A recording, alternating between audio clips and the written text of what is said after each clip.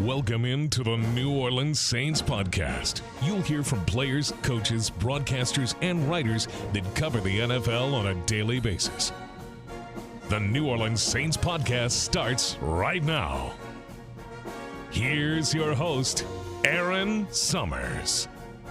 You know, losses like this hurt worse than when you get beat by 30, right? Because, when you get beat by 30, you're never in control of the game, right?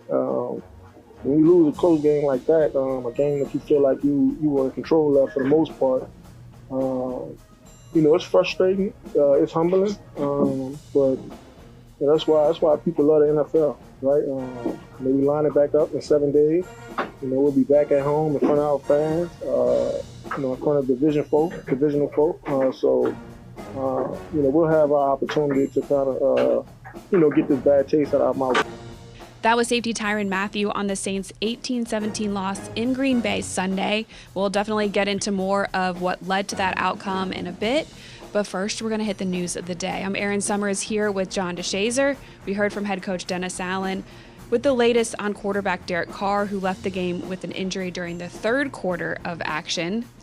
So Derek's got a sprained AC joint.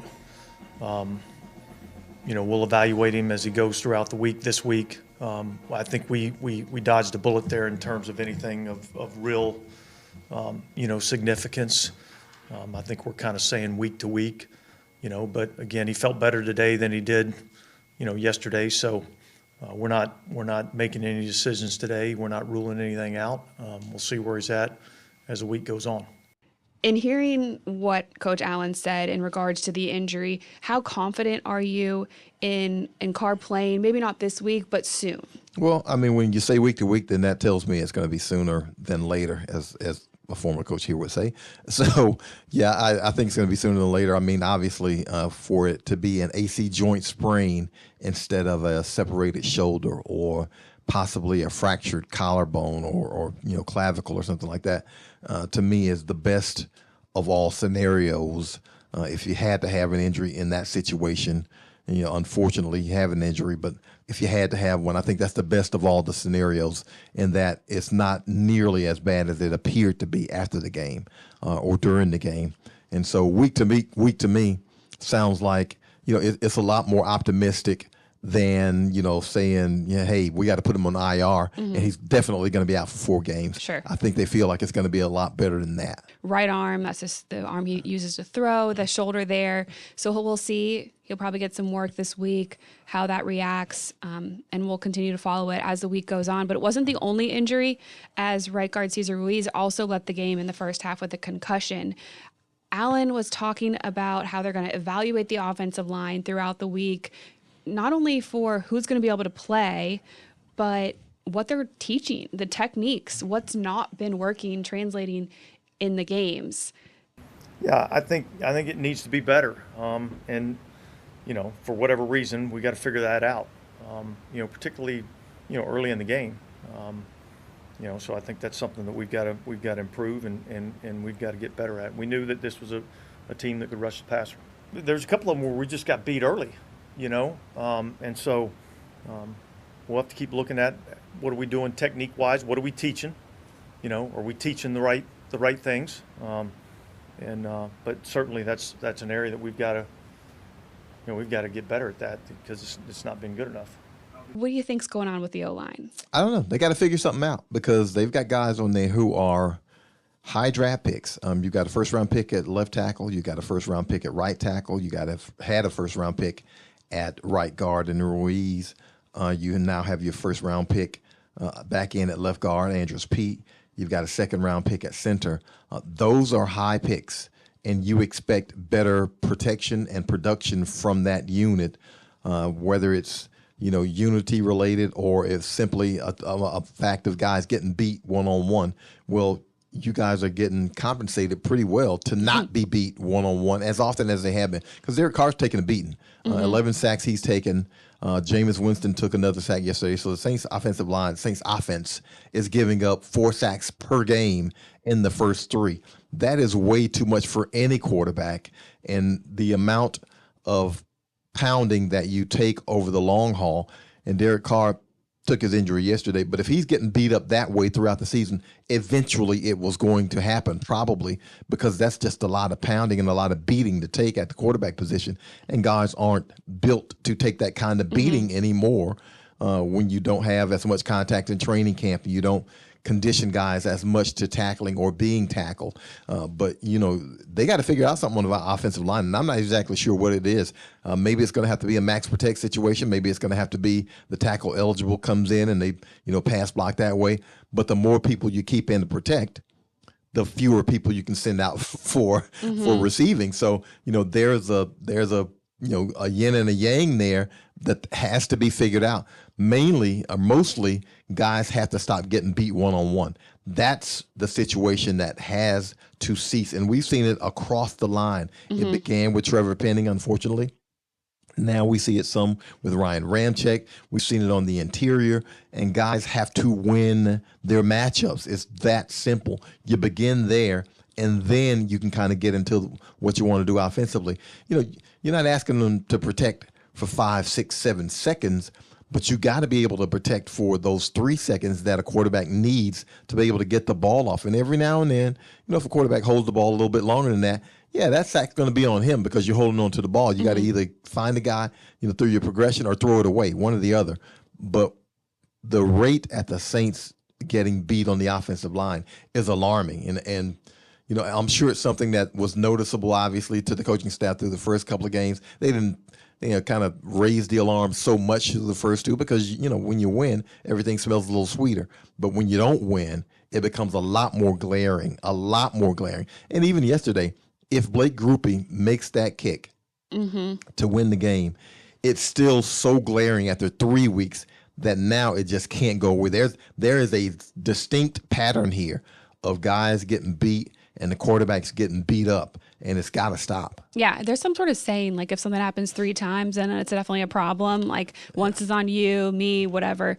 But we'll see what they're able to do this upcoming week. And then, of course, with the Bucs in town on Sunday, definitely need some more time for whoever is in at quarterback for plays to develop and then to help establish a run game, which brings us to probably the best news of the day, the fact that running back Alvin Kamara is back in the building. Yeah, check out his social media, folks. He put it out, and he's back. And but don't do what I did because I retweeted it before I listened to the audio. Don't do that. Well, you got to listen to keep it on mute. Just look at it and enjoy it that way. But I mean, having him back in the building takes some pressure away because, when Alvin Kamara comes back, obviously, defensively, all the eyes are on 41. So if I'm a defensive coordinator, the first thing I'm thinking is he can't beat me. I can't let him come in and command the game. So you scheme and you structure yourself defensively to slow down Alvin Kamara. And we've seen that the last couple of seasons. Well, now you've got a healthy Mike Thomas, though. And you got Rashid Shaheed, who is busting out. You've got Chris Olave, who looks, I don't know if I want to say the best receiver in the NFL, but man, the list is short right now if you start listing people who are better than Chris Olave.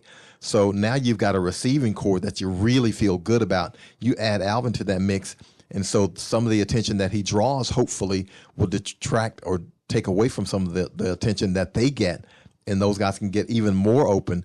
But you've got to be able to make those decisions quickly. You got to get them the ball, Alvin, in space. You got to get the receivers the ball quickly. You cannot hold on to the ball in situations. I understand the Saints have been in a ton of 3rd and 7s and 3rd and 8s, it seems like, all this season so far. But you got to get the ball out of your hands. And even if you don't get the first down, just live to fight another down. Punt, don't take the sack, don't take the negative play, don't throw it up for grabs, and live to fight another play. I feel like they're in those long 3rd downs because they're really trying to run on the first 2 downs and they're just not having any success there. They're only getting about 2 yards a carry. But see, this is where Alvin can help if you're going to use him in the short passing game, because this is where Alvin's been fantastic early in his career and really up until last year where he wasn't utilized so much in the passing game. You can get him basically long handoffs, either swing passes or screen passes or the option routes with him coming out of the backfield, where he's got that choice and he's got a linebacker. Those are like extended handoffs. You take those and you get, 6, 7 yards out of them, and it's 2nd and 4, 2nd and 3. It's totally different than, getting tackled for loss and it's 2nd and 11, or getting in the position where, now there's a holding penalty or something and it's 1st and 15. Now you stay out of those yardage situations where you're not blocking for the run very well, and you don't have to protect as long for the pass because you only need something short. They've got to get themselves in favorable positions in terms of down and distance. And if you can't do that in the NFL, it's going to be a long day for your quarterback and your offensive line, because if people know you got to throw the ball, they're going to be able to get to your quarterback eventually. Yeah. I did like the checkdowns to Tony Jones Jr. that Derek Carr is hitting him pretty consistently in the first half of play, which is something that obviously Alvin Kamara can be there and do as well, and I think has more of an ability to extend the play after some of those catches. I think that's all of the news from today, so I think we're going to have to go back and talk about this game that happened yesterday, unfortunately, because it didn't end up in a victory. Yeah, I was about to say, do we have to? I mean, looking back on all of it, there were so many things that happened, but is it as simple as saying that everything just changed when Derek Carr went out of the game? Well, I wouldn't say that. Because Derek Carr doesn't play defense, and Derek Carr doesn't play special teams. And Dennis Allen himself said it. You got a 17-point lead in the NFL, 17-point lead in the fourth quarter. You got to win that game. You got to win that game, and especially with a defense that wants to be great and believes it's great and says we want the game on our shoulders every week. Well, that defense has to step up in that situation. It's got to win. It's got to get off the field, and I don't care if it's not committing, not forcing turnovers, but at worst in those situations, that defense has to force field goals. It can't give up touchdowns. It can't give up explosive plays, and the Saints did those things on defense yesterday. So the defense yesterday, I mean, just seeing them in the locker room, those guys were I don't want to say horrified by their performance, but they were seriously down because they felt like they had the game and they let the game go on their shoulders. Offense, yeah, when Derek Carr goes out, I mean that's going to be like popping a balloon. I mean it's going to be or maybe a slow deflation, because you got the sense that man, it's going to be hard for the Saints to move the ball now, because you just don't know how much practice time Jameis Winston has as the number 2, because the 1 takes all the reps. Right. So how much cohesion and chemistry does he have with this offense? And your offensive line didn't block him very well, and your running game's now dissipated some. So, you just didn't know where that was going to go, but you had to hang it on the defense. And even with all that bad, defense kind of, stinking up for a quarter, and the offense, not functioning well, the offense still got in position to kick that game-winning field goal. There was a chance. And so your Blake Grupe, I understand. He's a rookie. He's undrafted, blah, blah, blah, blah, blah. He looks like he's 12. He's got to make that kick. Yeah. That's a 46-yarder, and that's not unreasonable. A 56-yarder, then you say, hey, the percentages are low, but an NFL kicker's got to make that 46-yarder to put you in position to win that game. And he didn't. And he said everything was perfect on there. He just missed the kick. And so that's something that if you make that kick, even though you don't play well, everything smells a little bit better today. But when you miss that kick, now everything just absolutely stinks all day. No, it literally did smell outside today. Yeah. Was there any wind in Green Bay? You were there. No, I mean, at the top of the stadium, of course, but down in the bowl, there wasn't enough wind to have affected the kick. I mean, there wasn't. And again, distance was fine. It just faded to the right. I don't know if he thought he was going to draw it back in or what, but it just didn't happen. And in that situation, again, rookie kicker, 10-year kicker, 5-year kicker, whoever, you've got to make that one. That's why you're on the roster. They have high regard for him. And look, Blake Grupe might, the first 2 games, basically his points won the games. Yeah. He was responsible for, I think, 10 of the points in the season opener. He was responsible for, 7 of them against Carolina in a 1-point game. So, and he had 3 earlier. I mean, he did have a field goal earlier. And so here's the thing. I mean, the kicker, it's kind of one of those feast or famine situations. When you're feasting, everybody loves you and they want to carry you around the room. And when it's a famine and you miss a kick, everybody's pointing at you. Now, he got let off the hook a little bit yesterday because, you see a lot of people blaming the offensive line and those kinds of things. And again, but you're still in position offensively to move down the field enough. And it wasn't so much to where the team didn't feel comfortable with him taking the kick. It wasn't so much that he didn't feel comfortable with the kick and he just missed the kick. So he'll have more opportunities because the NFL, there's so many one possession games that you just unless you're Broncos. Yeah, I was about to say unless you're Denver, or you're Chicago, there's so many one possession games that he's going to have more opportunities. So hopefully he learns something from it. Hopefully his skin is a little bit thicker because he's going to have more opportunities and he needs to cash in on them. Yeah. You mentioned the points, Groupie, and accounting for so many of them in the first couple games, but the offense itself only had one touchdown in yesterday's game. Thankfully, Rashid Shaheed had a great punt return. Where is that explosive offense that we've been looking for? Juwan Johnson talked about it post-game in the locker room, and he said he was frustrated. He said they're all frustrated. Obviously, we got a quick start on them. We 17-0, and then we didn't score after that. I mean, I think that's the biggest thing, and that happened in the first half. We got to do a better job in the second half, just scoring points. We have one of the most explosive offenses in the league, and we can keep saying that, but we just have to do it and put it together. I know we have it. I've seen it during camp. I've seen it during OTA. I see it. So us just not putting it together is kind of frustrating, but it'll happen. Just a matter of time to win. The problem is it all boils down to a positional thing. If you can't block and you can't protect, then it's going to be tough sledding. And I don't care who it is you're playing. Tampa Bay's coming up, and everybody looks at that film and says, I see a weak spot here and I see a weak spot there, and we can get to their quarterback.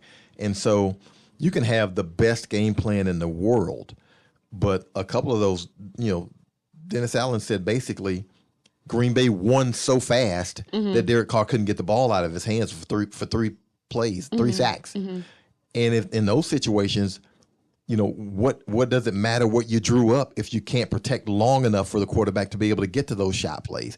Because as Derek Carr said last week, look, you're only going to get maybe 1-2 shot plays a game. Yeah. So if you're trying to get into one of those and it requires protection, and unfortunately, if it's 3rd and 8, well, now they know you got to throw it. So that's what has to be fixed. You got to fix the line, the protection. It has to be fixed. And I don't know if that means max protect and taking a guy out of the route, which maybe the Saints have to do. And even if you only got the 3 guys out, Rashid Shaheed, Chris Olave, and Michael Thomas, I feel kind of good about somebody's chances of getting open. Yeah. So you might have to resort to that. Or you always can chip with the back and let the back slip out after he gives a little half block. So there are some things that have to be done schematically to help out the offensive line because they're struggling so much right now, and you got to get their confidence back up because they're losing too many one-on-ones for the quarterback to be able to be effective. On the flip side, it seemed like momentum started to shift towards Green Bay in the second half. They started extending their drives. They started making some big plays. And then defensively, we had a few penalties, made some mistakes, missed tackle, some blown coverages, a couple penalties. How hard is it to regain momentum when everything seems to just be slipping out of your grasp? Well, when you're on the road, it kind of go, it's kind of, going to hell in a handbasket, so to speak. We got really loud. It seemed like it was loud in there. It was extremely loud. And but the crowd starts sensing, okay, there's some weakness there, and the team might be able to come back. And now the team starts playing that way. Jordan Love in the fourth quarter was phenomenal. Yeah. Whereas in the first 3 quarters, he missed a couple of big throws. And then the Saints really harassed him pretty well.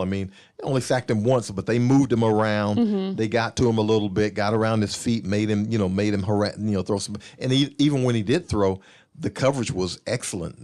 Guys were getting, pass breakups. And then you get down to stretch, and guys, all of a sudden, you get the juices flowing, and he's scrambling around, and now you can't get to him with the pass rush. His receivers start not only winning one-on-ones, but also making contested catches because, some of those catches they made were tough contested catches. And now everybody feels a little bit better about themselves, and the chest starts sticking out a little bit. And, now it's tough to stop it rolling the other way because you can't get anything going on offense because when a team scores and that momentum starts coming, you got to be able to answer on the other side. If you can't answer with points, now all of a sudden it's like, here it goes. Yeah. And that's the kind of feeling, when they got it to 17-11 with that 2-point conversion, the 2-point conversion was huge because when they got that, it was almost like the roof kind of blew off the place, which, there's no roof on Lambeau, but, all of a sudden, everybody in green and yellow or whatever color that is felt like the Packers could win. Yeah. And now they've got the kind of life that you don't want them to have.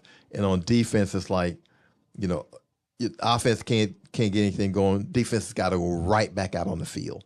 And it's just too much. You need, if you can get 2 or 3 first downs, if you can't even get a field goal out of it, if you just keep the defense on the sideline for a minute to kind of reorganize and get themselves back together in it mentally, then that's one thing. But when you're right back out on the field and the other guys have confidence, all of a sudden, doesn't matter if he doesn't have Aaron Jones at running back.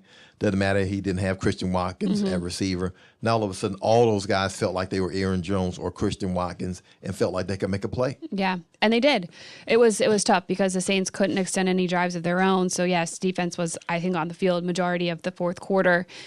We had a couple new players on the defensive side with the absence of cornerback Paulson Adebo and safety Marcus May. We know Marcus May is going to be out for 3 games. Paulson Adebo, we're not sure. How did you feel about their replacements? I felt pretty good about Jordan Howden. I thought he was fine. He was, on one situation where there was a catch made in front of him, but I thought he played fine. I thought he was where he was supposed to be, and I also thought that Isaac Yiadom at cornerback held up pretty well. I mean, now down the stretch he got the DPI, and then you get the game-winning touchdown called on him. But he was there. He just couldn't get the ball on the ground, unfortunately. But I thought he held up pretty well for the majority of the game. And the defense was phenomenal for 3 quarters. It's just that, but you can't take away that last quarter, and you can't take away the plays that were made and who they were made against. But I think if Yiadom has to play again, I think the Saints feel pretty good with him.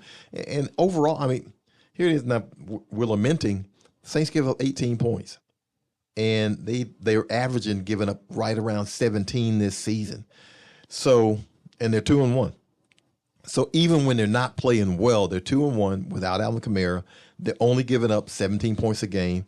And so you feel pretty good about it, but you don't feel good. I mean, right. It's weird because it all happened at once. Yeah. If it had happened over the course of a game, you're like, man, they only allowed 17, 18 points. Yeah. That's a great performance. Yeah. I mean, so the mentality of it is this is what it is, but you take away that one section and it's like, this does not look good, and there's got to be a lot of stuff done to fix this. Yeah. And I don't know if there's a lot of stuff to be done to fix, especially defensively, because again, if you're giving up 18 a game, even though it's 18 in 1 quarter, I understand, folks, but that's tough. But the defense played really well for the first 11 quarters of the season and had a 1 quarter letdown. So you feel pretty good about that unit. But the offense is the unit that's got to get it together, because 4 touchdowns in 3 games and a whole pack of field goals isn't going to get it done over the long haul. You can get away with that some, and the defense is playing so well, but this is the NFL. It's hard to hold people to 17 points a game. Yeah, especially with the talent that they have on the field offensively. It's hard to hold people to 17 points a game, and there's enough there offensively to where you feel like, but again, we're looking at the skill position guys and not the interior, because that's where the issue is. Yeah. That's where the biggest issue is, and I don't know if there are going to be changes there, but there's going to be changes in personnel, or there's going to be changes in scheme, one or the other, because it can't stay the same. Yeah. That's one big thing that obviously needs to change over the course of the week. What else do you think they have to address before we see the Bucs Sunday? Well, I mean, I just think that's the biggest. And the pass rush was okay. Yeah, it didn't seem like it stood out as much as usual. And I think most of that is because Jordan Love was able to, kind of step out of a couple of situations. He was a lot more mobile than I think maybe the Saints thought he would be, because, he had a couple of runs and, he was able to extend some plays. And Baker Mayfield can extend plays and run a little bit too for Tampa Bay. So, that's another situation you have to be careful for. But the pass rush has got to be a little bit better, and not with blitzes. You got to be able to get home with the front four so the linebackers can kind of help out some in coverage also. And when you're having to send extra guys, you might be able to you might be compromising your defense a little bit, because if you don't get there fast, somebody's going to be open. You're going to be in some one-on-one situations. So I thought the pass rush was something that was a little bit absent yesterday, even though, and the one sack they get is Salante Taylor off the corner blitz, off the slot, out of the slot. So, you can scheme up some things, but your front four has to be able to win like the opposing front four has been winning. And so that's what we're looking for from the Saints, because, and Brian Brzee played, I thought, another pretty solid game. I thought Carl Granderson played a pretty solid game, but they've got to get more from everybody else. And I'm sure, Cam Jordan holds himself to a standard. Yeah. And you saw some situations where he was getting close, but Cam and the rest of those guys, they got to be able to get quarterbacks on the ground. Yeah. I think it was a quiet game from the line, and I'm sure they'll be looking for more production, especially against a divisional opponent. You want to get that game being back at home against the Bucs, because the Falcons lost. Yeah, Panthers lost. Panthers lost to Seattle. Falcons lost. Tampa plays tonight, I believe. That's right. That's the other team that plays tonight. So they have a short week too. Yeah, short week. So, so that hopefully will play into the Saints' hands. But if Tampa loses tonight, then the division leaders are all 2-1. And so you don't really lose any ground. You just hope to gain ground, obviously. Yeah. But the first step in the whole process is winning your division. They're already 1-0 the division because they beat Carolina. They'll get Tampa Bay coming up this Sunday. So even if Tampa does win tonight on Monday Night Football, the Saints get a chance to knock them back, to pull them back to the pack if they can beat them on Sunday. So, everything that you want is still right in your hands. It's still early in the season. But again, I can't stress enough how much better this line has to play, because Derek Carr was getting the heck beat out of him for 2.5 games. Yeah. And it's gotta be better than that. They figured out something at halftime in game 1 and game 2, and the protection was much better and Derek Carr was much more effective. But it can't be that way. You can't take a half and let the dude get beat up and then figure it out, because of the accumulation of hits is gonna take a toll on anybody. And especially if Jameis Winston has to play this week in Derek Carr's place, you got to be able to protect that guy, because we know, or we've seen, that Jameis holds on to it a little bit longer. He likes the big plays. And so you got to be in position to where you got to hold those blocks, and you got to keep people out a little bit longer. It's KYP, know your personnel. And that's your personnel at quarterback, so you know what you need to do to protect him. Who's fighting to be QB3? Is it Taysom Hill versus Alvin Kamara? It's Taysom. Because, Kamara comes in there. He always is begging.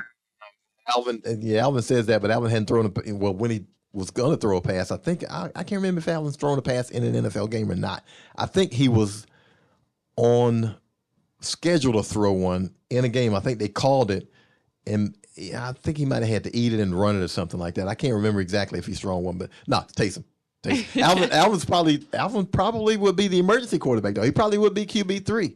I believe he would be QB3 in this situation, because I don't know who else could do it. Right, because if Carr is unavailable, then everybody slides up. Taysom would be 2. Yeah. And you need to have a third quarterback active in case the first 2 get hurt. A third person who can play quarterback.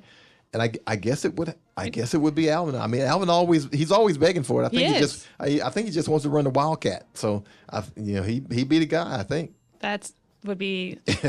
I don't want to see it. I was going to say, we don't want to see Alvin at quarterback. Now, we do not want to see that, because that would not be a good thing if Alvin is playing quarterback for like 17 straight plays. That would not be a good thing. No. Maybe we can get him in there on a Wildcat at one point. Yeah, but that'd be funny. And if there's some kind of halfback option where he throws it, that's fine too. But we do not want to see Alvin Kamara lined up at quarterback often. No, we just want to see him back in the backfield, which we will see this Sunday. John, thank you so much for taking the time.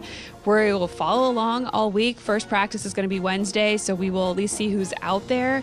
And then we'll get to talk to whoever the starting quarterback is going to be and hear more from DA throughout the week. So a lot to follow along with, and you can do it at Saints on Twitter or at NewOrleansSaints.com. Thanks for listening to the New Orleans Saints podcast. Join us 3 times per week on NewOrleansSaints.com, the Saints mobile app, or you can download the podcast on iTunes. We'll see you next time, right here on the New Orleans Saints podcast.